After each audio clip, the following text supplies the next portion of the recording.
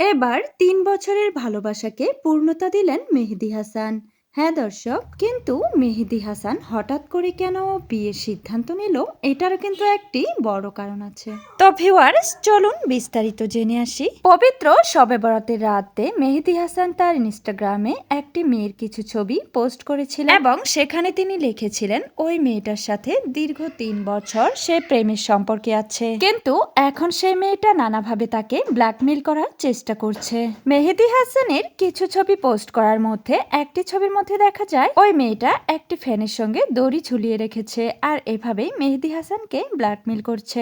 ওই ছবিগুলোই মেহেদী হাসান তার সোশ্যাল হ্যান্ডেলে শেয়ার করে দেয় আর ক্যাপশনে লিখে দেয় ওই মেয়েটা এখন তাকে ব্ল্যাকমেইল করার চেষ্টা করছে এবং তাকে ছেড়ে দিতে চাইছে, কারণ তার কাছে ব্যবসা নেই। সব কন্টেন্ট ক্রিয়েটররা যে কোনো বড় বড় ব্যবসার সাথে জড়িত। ইয়াসিন মিথিলাও ব্যবসার সাথে জড়িত হয়ে মাসে লক্ষ লক্ষ টাকা ইনকাম করছে। মেহেদী হাসান কেন কোনো বিজনেস করছে না এবং কোনো বিজনেসের সাথে জড়িত হচ্ছে না, এজন্যই নাকি মেয়েটা তার সাথে ব্রেকআপ করেছে এবং সে স্পষ্ট জানিয়ে দিয়েছিল এটা তার এক্স গার্লফ্রেন্ড। কিন্তু সেই ঘটনার একদিন যেতে না যেতেই মেহেদী হাসান তার সোশ্যাল হ্যান্ডেলে একটি এঙ্গেজমেন্ট ছবি শেয়ার করেছেন। তাই তো দর্শকদের মনে প্রশ্ন জেগেছে, এটা কোন মেয়ে? এটা কি তার এক্স গার্লফ্রেন্ড নাকি ডাবল টাইমিং করতো মেহেদী হাসান? দর্শক, আপনাদের কাছে কি মনে হয়? অবশ্যই আপনার মূল্যবান মতামতটি কমেন্টে জানাতে ভুলবেন না।